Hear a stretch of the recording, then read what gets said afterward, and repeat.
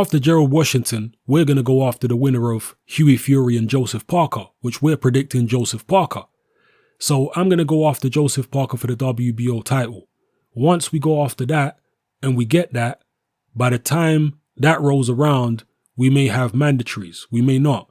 But the idea is to get the winner of Klitschko Joshua. 2 belts, unify the division, and that's it. Why not? And this is, just to interject here, something that Wilder said in response to why he would want to box Parker first. Wilder goes on to say, why not? He's got another belt. I want belts. When Joshua and Klitschko are done fighting, they may have mandatories. I may have a mandatory as well after that. As long as it's safe for me, my family, and my fans to go, I'm not scared to go nowhere. I actually want to go to different countries as far as my legacy is concerned. If Hughie beats Parker, basically I don't think Hughie will fight me. Once he get that belt, he will go elsewhere but to fight me, for sure. Before anybody, Warcheck or whoever we had, it was rumors about me and him.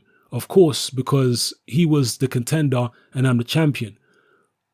And he's talking about rumors about him fighting Hughie Fury, just to interject again. Wilder goes on to say, but once you become the champion, you really want to come this way? Nobody really wants to face a Wilder. These guys say all this stuff on camera, and right here, if I'm in the room, they'll say different. It's different. So those are the words of Deontay Wilder. It wasn't the smoothest quote of all time, but I hope you got the gist of what he was saying there. Basically, he says that he offered Hughie Fury a fight several times, which is true. Everybody knows about that. And Hughie Fury turned it down several times. And he's saying, well, when Hughie Fury was a contender, he turned down the fight. So if he becomes a champion and beats Parker and he actually has something to lose, there's no way he's going to want to fight me. This is essentially what Deontay Wilder is saying. Now, the Furies have always maintained that the reason why they didn't fight Deontay Wilder, at least one of the times anyway, is because they didn't have enough time to prepare. It was a last-minute situation. They were only given, I think, 4 weeks or something like that, 4 or 5 weeks, maybe less. And they just didn't feel that that was enough time to prepare for Deontay Wilder. The other times, I can't remember, it might have been a money issue. And Hughie Fury also had a money issue with Anthony Joshua. He was offered a Joshua fight several times. Turned it down early on in his career before Joshua was a world champion. And his dad, Peter, said that Hughie was too young, basically. He wasn't developed enough to fight Joshua then. But later on, he was offered the fight and turned it down again. This time, they claimed they weren't offered enough money. So Hughie has turned down a number of fights over the past few years for various different reasons. I think another time they turned down the Joshua fight because Hughie had a flare-up of his skin condition. So it is what it is. But I personally, I can't really get a solid read on Hughie Fury. Some people think that he's scared and his dad's protecting him and this, that, and the other.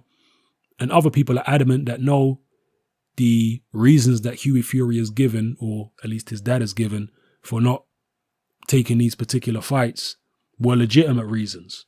So I can't really get a read on it. That's why this Joseph Parker fight is so interesting to me. Because Joseph Parker's a live opponent, very dangerous opponent, an unbeaten opponent. He'll be fighting in his backyard. So we'll see what Hughie Fury is really all about. And in fact, Hughie Fury was going to fight Andy Ruiz, and it was Andy Ruiz who pulled out of that fight, not Hughie Fury. It wasn't Hughie Fury's fault that that fight didn't take place. And Ruiz obviously went on to fight Joseph Parker for the WBO belt.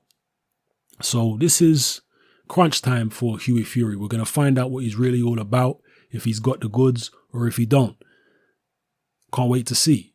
And if he does have the goods, if he is able to beat Joseph Parker, especially if the fight happens in New Zealand, then I don't see why Hughie Fury would be worried about getting in the ring with a Deontay Wilder to unify.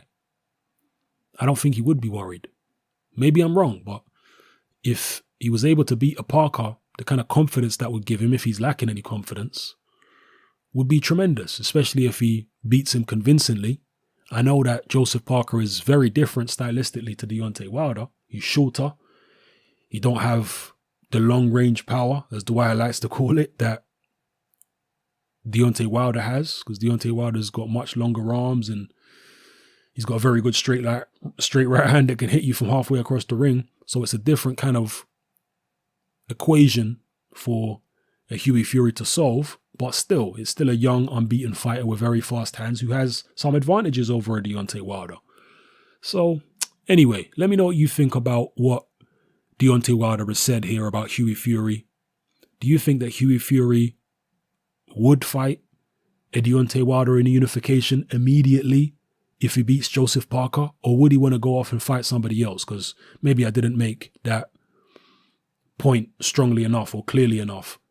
What Wilder is talking about here is getting an immediate unification with the winner of Parker and Hughie Fury. And he doesn't think that Hughie Fury would be up for an immediate unification, like his next fight, his first defense essentially for Fury. But he thinks that Joseph Parker would be up for an immediate unification. And Parker's people have been in discussions behind the scenes with Al Heyman and, the other people in Deontay Wilder's camp over there. So, yeah, let me know what you think of everything I talked about in this video and all the quotes. Drop your comments in the comment section below. It's Hatman, I'm out.